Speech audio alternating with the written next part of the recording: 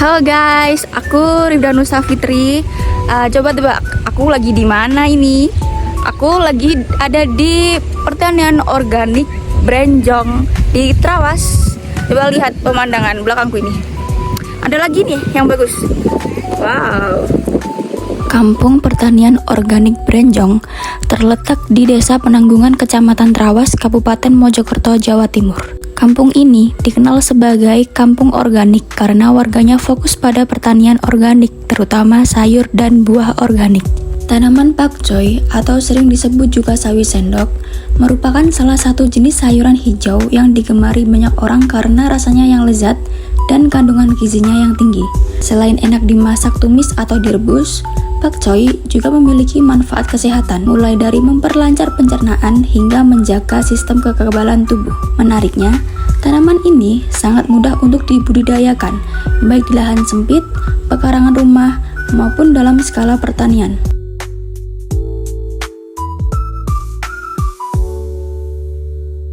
Sekarang aku lagi jalan ke tanaman pakcoy. Nah, ini pakcoynya. A few moments later. Tahap pertama ada persemaian. Penyemaian pakcoy menggunakan benih varietas Nauli F1 yang sudah direndam selama 6 hingga 7 jam. Penyemaian menggunakan tray yang berisi media tanam campuran tanah, kompos, dan pupuk kandang. Setelah itu ditutup tipis dengan tanah. Menyiram dengan teratur hingga benih tumbuh menjadi bibit 3 hingga 4 helai daun. Tahap kedua ada pengolahan lahan. Sembari menunggu bibit pakcoy tumbuh, harus melakukan pengolahan lahan. Pengolahan lahan dilakukan dengan membuat bedengan secara manual menggunakan cangkul. Membersihkan gulma yang ada, kemudian juga mencampurkan media tanam seperti kompos, pupuk kandang, arang sekam, dan sekam yang berguna untuk memperkaya media tanam. Tahap ketiga ada penanaman. Bibit siap dipindah apabila telah memiliki 3 hingga 4 helai daun. Penanaman dilakukan dengan cara membuat lubang dengan jarak tanam yang sama, kemudian tanam bibit satu per lubang. Kemudian lakukan penyiraman secukupnya. Waktu yang ideal untuk menanam pakcoy yaitu pada musim kemarau, namun dengan catatan ketersediaan air masih mencukupi untuk kebutuhan penyiraman.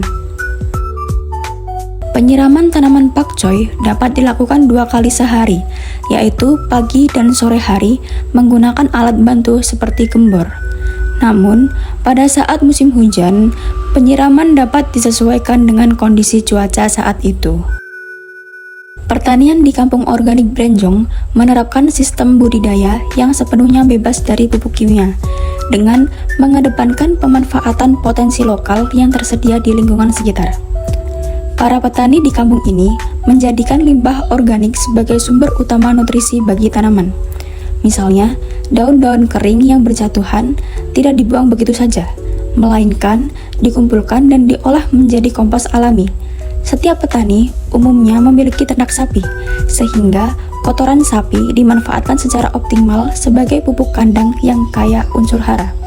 Selain itu, kotoran ayam juga tidak langsung diberikan ke tanaman, melainkan melalui proses pengomposan untuk memastikan kehigienisan dan efektivitasnya sebagai pupuk. Penyiangan gulma dilakukan setiap ada gulma yang tumbuh di sekitar tanaman dengan cara manual, yaitu mencabut gulma dengan menggunakan tangan. Hama yang menyerang tanaman pakcoy yaitu ulat daun atau Plutella silastella. Hama ini menyerang daun dan bagian titik tumbuh tanaman. Ulat dapat menghabiskan hampir seluruh permukaan daun hingga hanya tersisa tulangnya saja. Salah satu penyakit yang menyerang tanaman pakcoy yaitu busuk daun yang disebabkan oleh jamur Phytophthora sp dan kondisi lingkungan yang lembab. Gejala awal meliputi bercak basah berwarna coklat kehitaman pada daun yang kemudian meluas dan menyebabkan daun membusuk dan mengering. Penyakit busuk daun sering muncul di saat musim hujan karena kondisi yang lembab, suhu yang tinggi, serta kelembapan udara yang terlalu tinggi. Pengendalian yang dilakukan di pertanian organik Brenjong yaitu menggunakan Befaria bassiana. Serangga yang terinfeksi Beauveria bassiana akan mengeras dan mengeluarkan miselium berwarna putih yang memiliki racun bevericin yang berfungsi untuk merusak jaringan tubuh serangga. Kita kan punya pengendali hayati. Ya. Agen hayati saya biasanya pakai Beauveria bassiana. Kalau itu saya pakai metalisium. Biasanya kan 3 hari sekali, coba tiap hari disemprot pakai Beauveria bassiana. Akhirnya efektif, dia sampai panennya tuh bagus. Jadi kan besar-besar gitu. Mungkin intensitas penyemprotan karena sayur kan umurnya 20 hari sampai 25 hari. Akhirnya saya suruh pakai agen hayati itu Beauveria bassiana tiap hari. Di sore atau pagi, kalau nggak sempat sore, paginya. Tahap kelima ada panen dan pasca panen. Pakcoy siap dipanen setelah berumur sekitar 30 hingga 40 hari setelah tanam. Ciri-cirinya, daun lebar, segar, dan batang masih muda. Panen dilakukan dengan mencabut seluruh tanaman atau memotong di bagian pangkal batang. Hasil panen disimpan di keranjang, ditimbang, dan dibersihkan. Setelah itu, dilakukan penyortiran dan grading untuk memisahkan pakcoy berdasarkan ukuran, berat, dan bentuk.